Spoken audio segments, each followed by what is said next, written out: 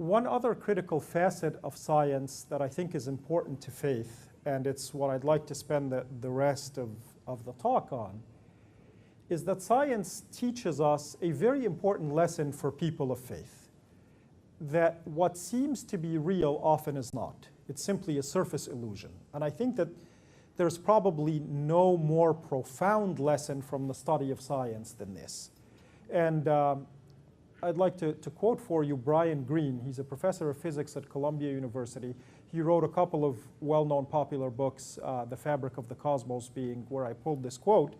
And he is somebody who went to Harvard and majored in math and physics, and then was a Rhodes Scholar at Oxford, and then became a professor at Cornell, and then finally at Columbia. And he's one of the leading string theorists today. And he writes in his book that and that's his emphasis, the overarching lesson that has emerged from scientific inquiry over the last century is that human experience is often a misleading guide to the true nature of reality. Lying just beneath the surface of the everyday is a world that we would hardly recognize. And I think for us as people of faith, that is a very important concept to be secure in, to be comfortable with, to believe. Because a lot of our faith depends on the belief that what seems to be on the surface isn't, that there is something beyond and beneath that's much more profound than the surface illusion. And science has taught us this lesson over and over and over again. And anytime I have just some time to stop and think about, what if I were around 1,000 years ago? What would I have come up with? You know, I, like you, like to think about science and the natural world. All of these amazing surprises, would any of them have dawned on me? For example, that the Earth is round, not flat. I would have never thought of that. The Earth seems obviously quite flat. You look at it, it goes on, it's flat.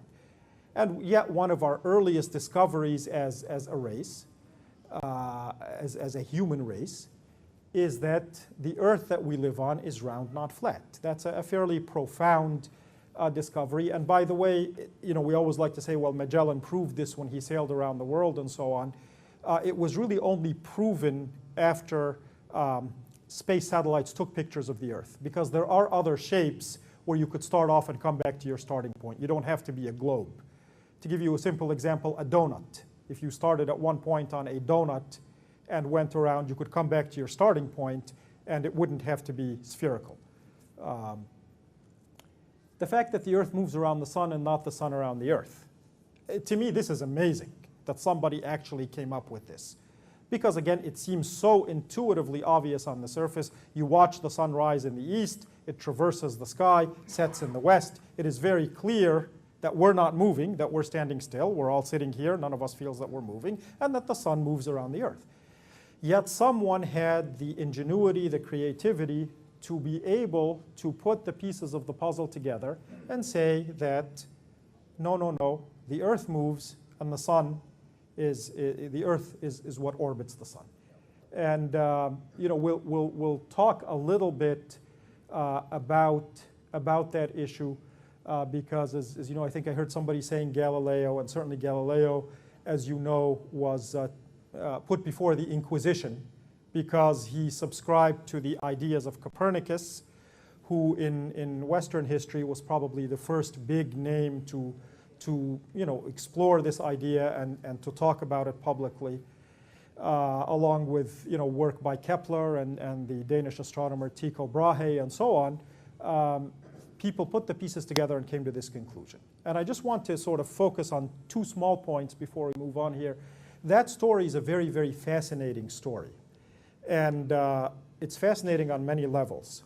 On one level, there's some very nice modern scholarship, and I don't have much of a knowledge in the history of science, but there is, I've read some very interesting things that Muslim astronomers had actually put forward this theory as early as the 11th or 12th century rather than the 16th century in European history, but that their work is largely unknown, and so they have not received credit for this. There's even some thinking that Copernicus himself studied in some of the centers that had access to these Islamic discoveries and writings, and that he may have been influenced by that. I don't know much about that, but it's interesting.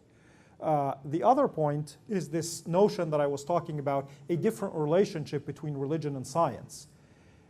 You know that today, of course, there's a lot of struggle and disagreement between young Earth creationists and the regular secular scientists, and there's clash between religion and science.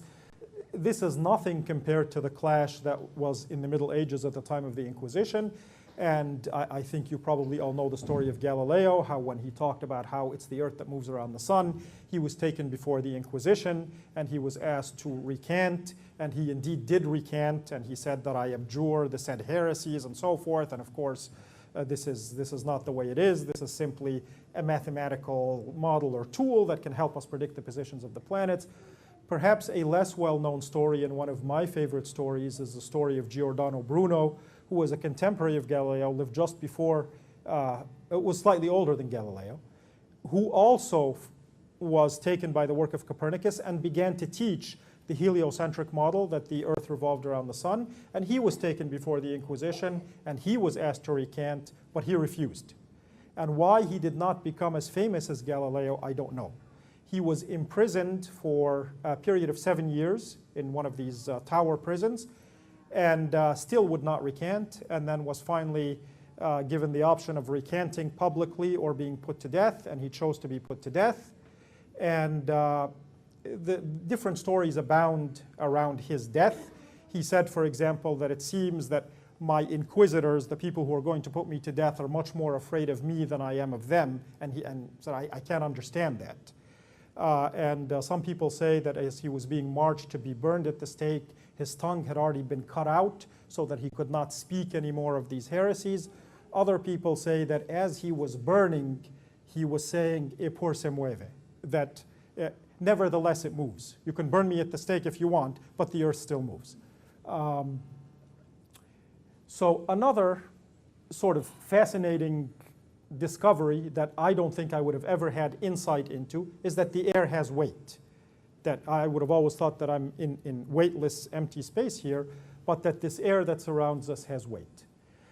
Another is that matter is not solid, but is made up of jiggling atoms. And it's actually mostly empty space, that this table here is not a solid table, and that the nucleus of the atom is about 1/10,000th the diameter of the atom.